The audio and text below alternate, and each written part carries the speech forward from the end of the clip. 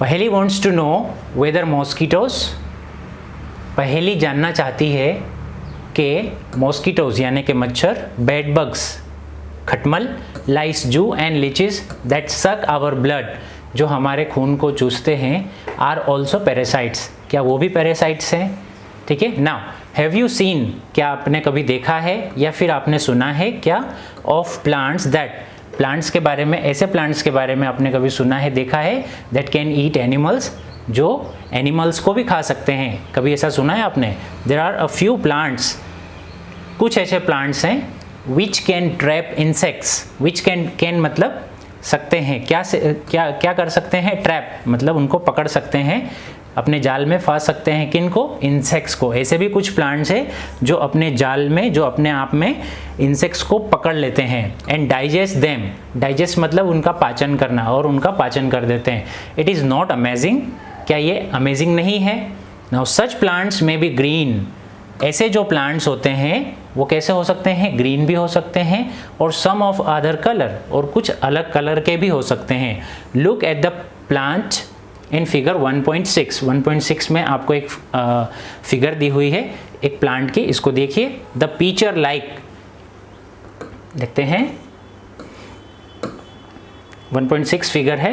अब देखिए ऐसे कुछ प्लांट्स होते हैं, ये प्लांट्स में पीचर लाइक मतलब कुएं जैसा स्ट्रक्चर होता है, जैसे यहाँ पर दिया है ना, ये कुएं जैसा स्ट्रक्चर होता है।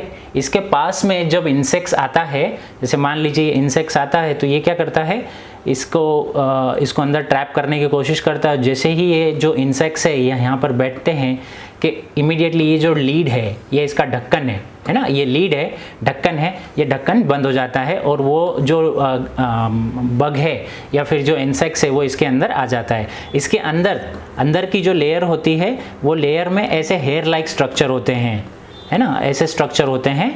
ये हेयर लाइक स्ट्रक्चर क्या करते हैं, ये जो बग है इसको, बग को अंदर डालता है, और यहाँ पर इसके जैसे ही वो बग आता है, जैसे ही इंसेक्ट्स आता है, कि इसकी जो वॉल है अंदर की, वहाँ से डाइजेस्टिव जूस सिक्रेट होते हैं, यानी कि पाचन करने वाले जूसेस सिक्रेट होते हैं, और वो इसका पाचन कर देते हैं। तो आपको क्लियर हुआ होगा कि ऐसे भी प्लांट्स होते हैं जो क्या करते हैं, एनिमल्स को या फिर छोटे छोटे इंसेक्ट्स को भी खा सकते हैं। इवन ऐसे भी कुछ प्लांट्स हैं जो मेंढक को, बड़े बड़े मेंढक को भी खा जाते हैं। ठीक है, तो देखते हैं आगे,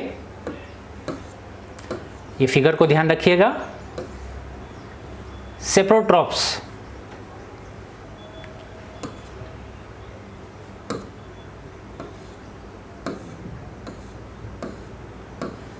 फिगर को ध्यान रख के और फिर हम पढ़ते हैं। Now structure is modified, picture like structure is modified part of the leaf, ये लीफ का क्या है, मॉडिफाइड पार्ट है। नाउ द एपेक्स मतलब उसकी ऊपर की सतह, of the leaf forms a lead, है ना, ऊपर की सतह क्या बनाती है, ढक्कन जैसा स्ट्रक्चर बनाती है, which can open and close, जो खुल भी जाता है और ऑटोमेटिकली बंद भी हो जाता है। The mouth of the pitcher, वो पीचर का माउथ खुल जाता है। नाउ इनसाइड द पीचर का मतलब होता है वो जो स्ट्रक्चर मैंने बताया था कुएं जैसा, उसको पीचर बोलते हैं। Inside the pitcher there are hair which are directed downwards, मैंने आपको बताया था कि ऐसे हेयर होते हैं, राइट, ऐसे हेयर होते हैं जो नीचे की तरफ झुके हुए रहते हैं, ऐसे, ठीक है, अंदर की साइड में। Now when an insect lands, जब कोई भी इंसेक्ट उसके अंदर आता है, लैंड्स इन द पीचर के अंदर आता है, the lid closes and the trapped insect gets entangled into the hair, और वो जो हेयर होते हैं उसके अंदर वो एनिमल या फिर जो इंसेक्ट है उसके अंदर फंस जाता है।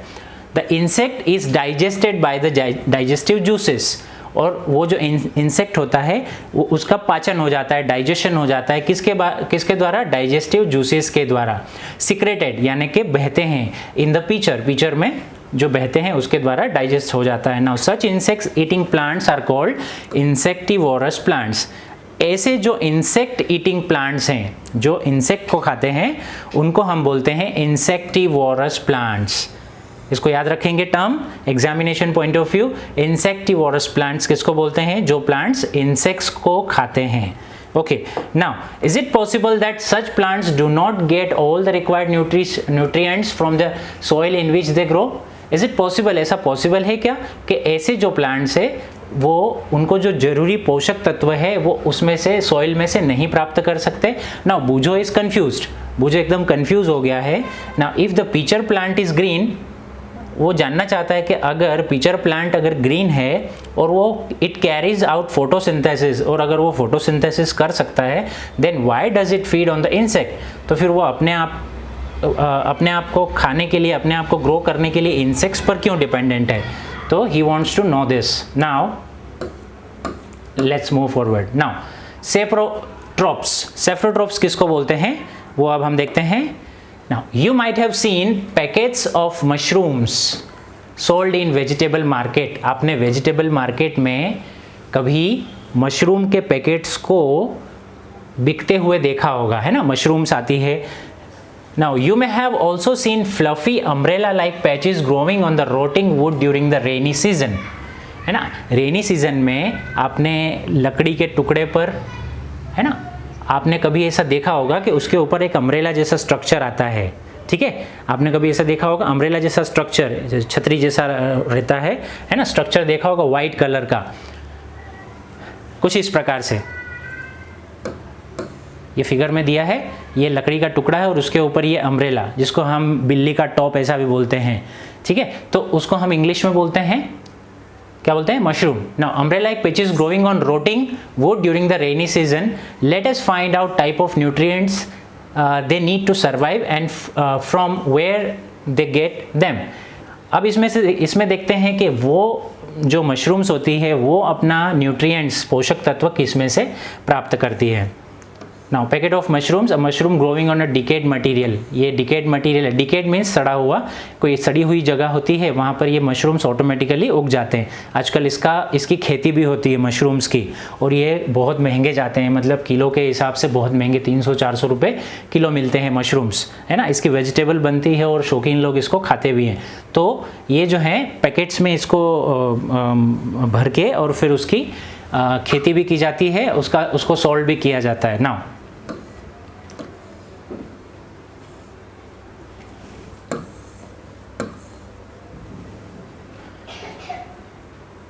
okay, now activity 1.2,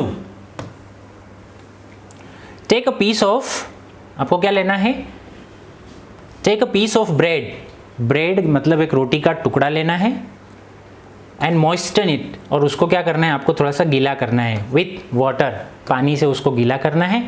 leave it in a moist warm, थोड़े से जहाँ पर पानी ज़्यादा है वैसे एटमॉस्फेयर में आपको उसको रखना है, छोड़ देना है for 2 to 3 days, 2 से 3 दिन के लिए, until fluffy patches appear on them, जब तक आपको ऐसा लगे कि उसके ऊपर fluffy मतलब गद्दी जैसा, है ना, गादी जैसा मटीरियल पैचेस जो है वो अपीयर ना हो जाए, तब तक आपको उसको रखना है।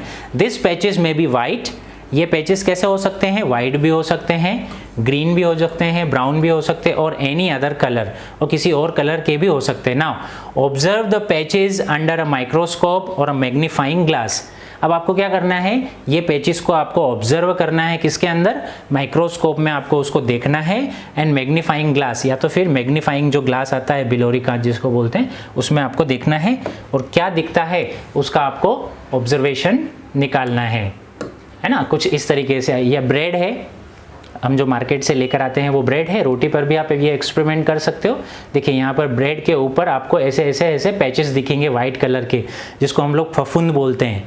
ठीक है, तो ये फफूंद जैसा आपको क्लियरली दिखाई देगा माइक्रोस्कोप में जब आप देखेंगे। Now write down your observations, आपके ऑब्जर्वेशन को लिखिए, आपने जो भी देखा माइक्रोस्कोप में, in your notebook. Most probably, जब लगभग you will see cotton like threads, आपको जो रुई होता है ना, रुई के जैसे जो धागे होते हैं, तो वैसा मटेरियल आपको वहाँ पर spread on the piece of bread, bread के ऊपर आपको चारों तरफ फैला हुआ दिखाई देगा। अब क्या है, these organisms are called fungi, ये ऑर्गेनिजम्स को हम लोग क्या बोलते हैं, फंगी बोलते हैं। क्या बोलते हैं, फंगी बोलते हैं। Now they have different mode of nutrition, इनके क्या है, different mode of nutrition. Now they secrete digestive juices on the dead and decaying matter and convert it into a solution.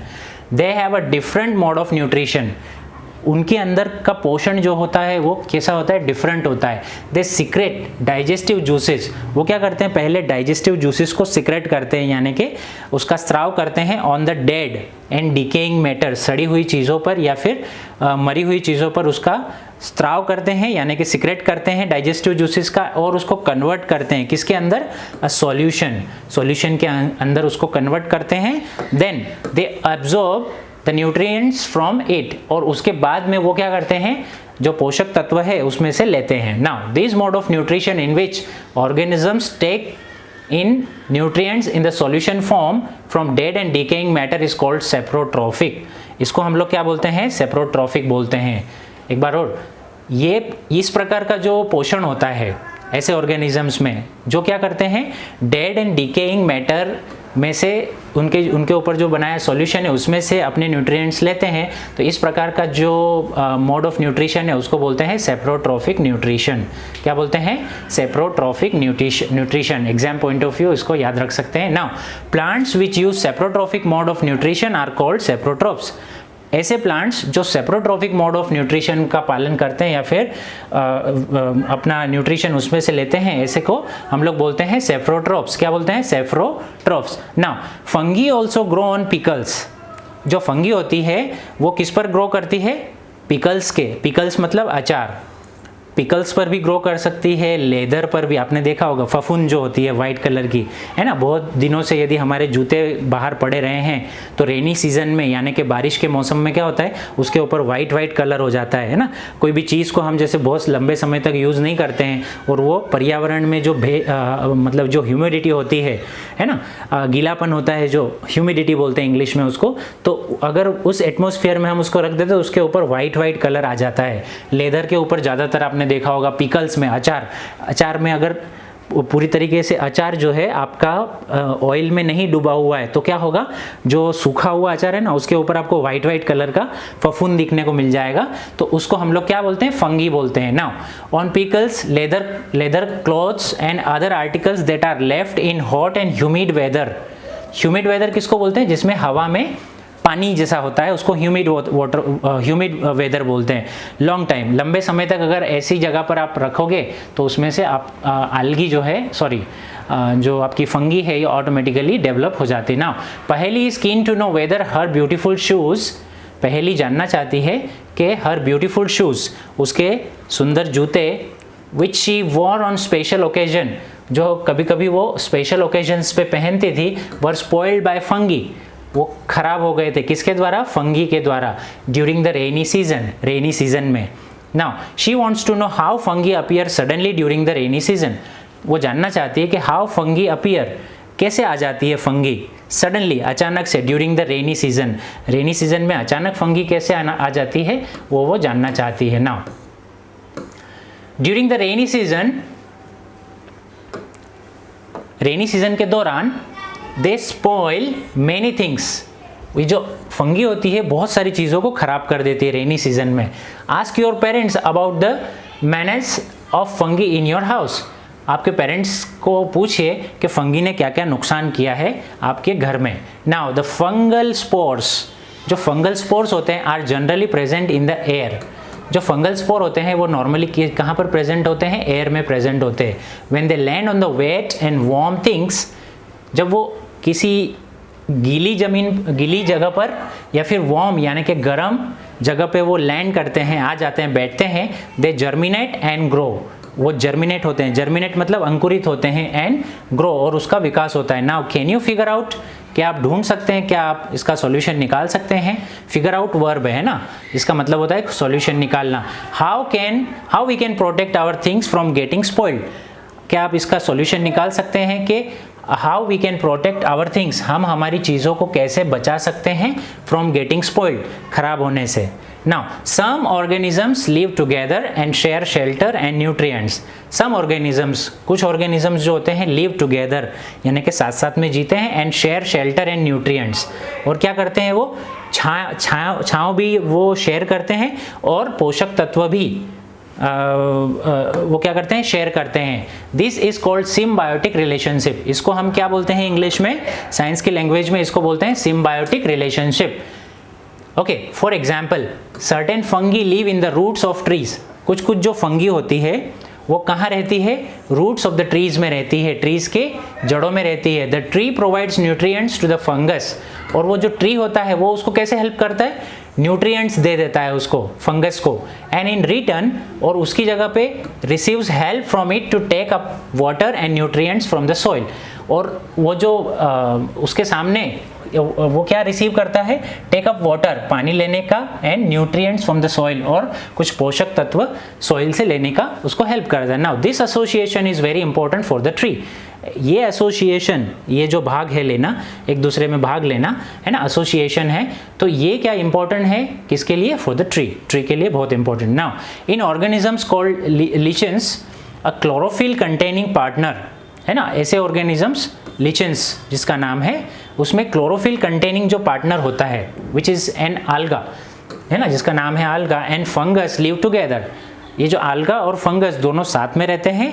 The fungus provides shelter, water and minerals to the alga, and जो fungus है वो क्या provide करती है?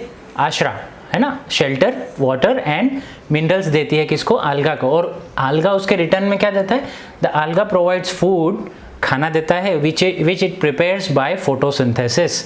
जो photosynthesis के द्वारा आल्गा ने जो खाना तैयार किया है वो उसको देता है। नाउ यहाँ पर है how nutrients are replenished in the soil. Soil के अंदर किस तरीके से जो न्यूट्रिएंट्स हैं वो जाते हैं। Have you seen farmers spreading manure और fertilizers in the fields? Have you seen, क्या आपने देखा है फार्मर्स को स्प्रेडिंग, फैलाते हुए? क्या फैलाते हुए? मैन्योर, खाद, या फर्टिलाइजर्स, है ना, खाद को फैलाते हुए आपने कभी देखा है? इन द फील्ड्स यानी कि खेत में, और gardeners using them in the lawns और इन द पॉट्स, पॉट्स में यानी कि गमलों में या फिर लॉन में आपने कभी मैन्योर और फर्टिलाइजर्स ऐड करते हुए फार्मर्स को देखा है, गार्डनर को देखा है? Do you know why they are added to the soil? क्या आप जानते हैं कि ये जो फर्टिलाइजर्स और मैन्योर जो हैं वो सॉइल में क्यों ऐड किए जाते हैं? यू लर्नड दैट, आपने ये सीखा कि plants absorb mineral nutrients. Plants absorb करते हैं, क्या एब्जॉर्ब करते हैं? Mineral nutrients from the soil. Soil में यानी कि ज़मीन के अंदर, मिट्टी के अंदर जो न्यूट्रिएंट्स होते हैं, मिनरल्स होते हैं, उसको एब्जॉर्ब करते हैं। So their amounts in the soil keep on declining. इसीलिए उसकी जो अमाउंट है, यानी कि ज़मीन में से जैसे एक पेड़ यहाँ पर लगा हुआ है तो उसके आसपास में जितने भी मिनरल्स होंगे वो पेड़ उसको सोख लेगा।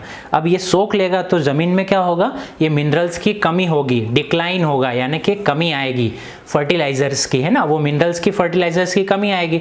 अब उसे पूरा करना ज़रूरी है ना, तो उसके लिए क्या करेंगे? Manures contain plant nutrients such as nitrogen, potassium, phosphorus. हमने जब कल जब बात करी थी तब हमने आपको बताया था NPS, नाइट्रोजन, फॉस्फोरस, सल्फर, है ना, इसका एक प्रमाण होता है। जैसे नाइट्रोजन की कमी अगर होती है तो नाइट्रोजन से रिच जो मैन्योर होते हैं उसका यूज़ किया जाता है, और पोटेशियम की यदि कमी है तो पोटेशियम रिच न्यूट्रिएंट्स दिए जाते हैं, फॉस्फोरस की कमी है तो उसके अकॉर्डिंग मैन्योर्स तैयार किए जाते हैं। Now this nutrients need to be added from time to time to enrich the soil. soil को enrich करने के लिए यानी कि ज़मीन को अच्छा बनाने के लिए ये जो nutrients हैं इसको टाइम टू टाइम देना बहुत ज़रूरी है। We can grow plants and keep them healthy. हम प्लांट्स को ग्रो कर सकते हैं और उनको हेल्दी रख सकते हैं, तंदुरुस्त रख सकते हैं, if we can find out, अगर हम ढूंढ सके the nutrient requirements of the plants. अगर हमें पता चल जाए कि प्लांट्स की न्यूट्रिएंट्स यानी कि प्लांट्स की रिक्वायरमेंट क्या है न्यूट्रिएंट्स की, अगर हमें पता चल जाए तो उनको हम हेल्दी भी रख सकते हैं। अब देखिए, usually crops require a lot of nitrogen to make proteins. Normally जो क्रॉप्स होते हैं, क्रॉप मतलब फसल, नॉर्मली जो फसलें होती है वो फसल में क्या होता है? लॉट ऑफ नाइट्रोजन उनको चाहिए होता है, किस चीज़ के लिए? प्रोटीन बनाने के लिए। क्या बनाने के लिए, प्रोटीन बनाने के लिए। आफ्टर लोगों को ये भी याद रखना चाहिए कि जो बारिश का पानी होता है उसमें नाइट्रोजन प्रचुर मात्रा में होता है, इसलिए आपने देखा होगा कि बारिश की मौसम में पेड़ पौधे बहुत फल फूल जाते हैं, उनमें ग्रोथ बहुत ज़्यादा होती है। क्यों? क्योंकि वो जो पानी होता है, बारिश का पानी होता है, उसमें नाइट्रोजन बहुत प्रचुर मात्रा में होता है। वो पानी ज़मीन में जाता है और वो ज़मीन में जाकर नाइट्रोजन की जो कमी है उसको पूरी कर देता है, और नाइट्रोजन की ज़मीन में कमी पूरी हो जाने के कारण ये जो प्लांट्स होते हैं वो प्रोटीन पर्याप्त मात्रा में बना पाते हैं।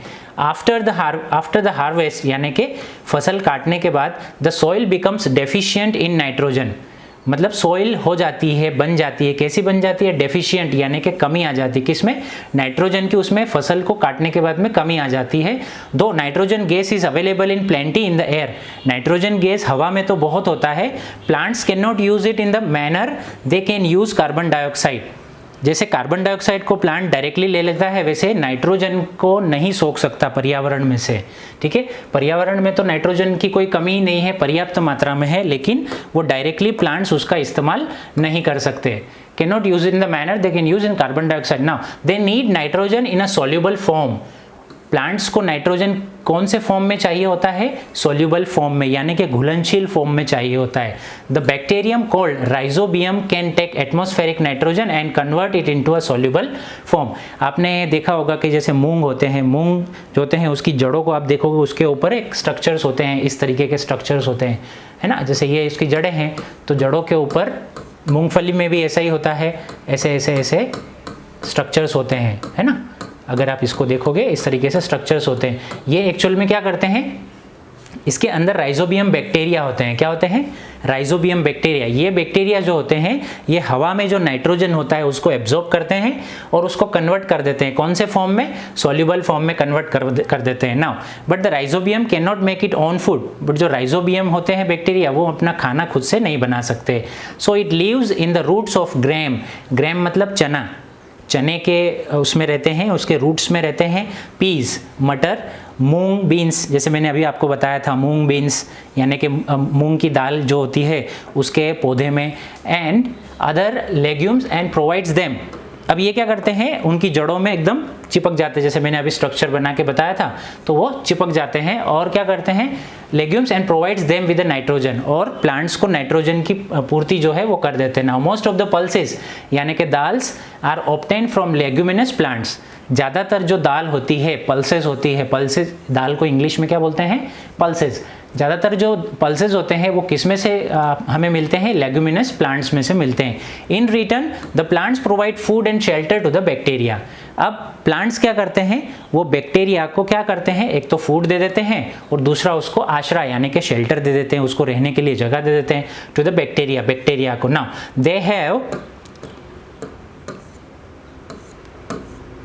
Have symbiotic relationship. ऐसा जो रिलेशनशिप होता है, मतलब मैं आपको कुछ मदद करूं, उसकी अवेज में आप मुझे कुछ मदद करो, तो ऐसा जो रिलेशनशिप होता है ना, इसको बोलते हैं सिम्बायोटिक रिलेशनशिप। क्या बोला जाता है उसको?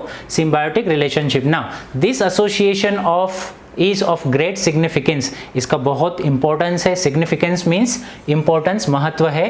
क्या करने के लिए? फॉर द फार्मर्स, फार्मर्स के लिए इतना इसका बहुत महत्व है। They do not need to add nitrogen fertiliser. उनको, फार्मर्स को क्या है, ज़मीन में बार बार नाइट्रोजन डालने की ज़रूरत नहीं पड़ती है, नाइट्रोजन फर्टिलाइजर डालने की ज़रूरत नहीं पड़ती है to the soil in which leguminous plants are grown. इसीलिए जब हम जैसे नॉर्मली हम अगर जैसे पीस की खेती करते हैं या फिर मूंगफली की खेती करते हैं या फिर कोई दाल की खेती करते हैं, तो उसमें नाइट्रोजन ज़्यादा प्रमाण में डालने की ज़रूरत नहीं पड़ती है। Now in this chapter you learn that, इस चैप्टर में आपने ये सीखा कि most of the plants are autotrophs. ज़्यादातर जो प्लांट्स है वो ऑटोट्रॉफ्स है। Only a few plants adopt other modes. कुछ जो प्लांट्स होते हैं वो other modes of nutrition like parasitics and saprotrophic, ये कुछ है जो अलग अलग प्रकार का मोड यूज़ करते हैं। They derive nutrition from other organisms.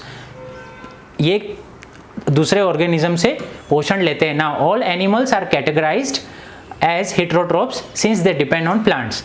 जितने भी एनिमल्स हैं उनको हम क्या बोलते हैं, हेटेरोट्रॉप्स बोलते हैं। क्यों बोलते हैं? क्योंकि वो खाने के लिए दूसरे प्लांट्स पर डिपेंडेंट रहते हैं। किस पर डिपेंडेंट रहते हैं? खाने के लिए प्लांट्स पर। And other animals for food, दूसरे एनिमल्स फूड के लिए। Now can we say that the insectivorous plants are partial heterotrophs? क्या हम ऐसा कह सकते हैं कि जो इंसेक्टिवोरस किसको बोलते हैं?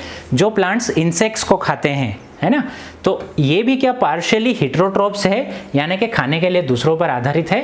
तो आज के इस चैप्टर में आपने ये सारे वर्ड्स, नए नए जो वर्ड्स थे वो सारे सीखे आपने। तो इसमें कुछ कीवर्ड्स दिए हैं, इसकी एक्सरसाइज हम लोग आने वाले लेक्चर्स में करने वाले हैं। ये कीवर्ड्स को आपको देखना चाहिए। और ऑटोट्रॉफिक क्लोरोफिल क्या होता है, heterotrophs, host, insectivorous, nutrients, nutrition क्या होता है, पैरासाइट क्या होता है, फोटोसिंथेसिस, सेप्रोट्रॉप, सेप्रोट्रॉपिक और स्टोमाटा, ये सारे टर्म्स हम चैप्टर में डिस्कस कर चुके हैं। आपको ये है कि 1 या 2 बार वीडियो को देखकर टाइम टू टाइम इसके वर्ड्स जो हैं हमें याद रखना चाहिए, ताकि एग्जाम्स में इनके स्पेलिंग्स वगैरह हमें याद करना चाहिए, ताकि एग्जाम्स में लिखने में हमें परेशानी नहीं आए। इसकी जो एक्सरसाइज है वो एक्सरसाइज हम लोग आने वाले लेक्चर्स में करने वाले हैं। टिल देन, जय हिंद, गुड बाय।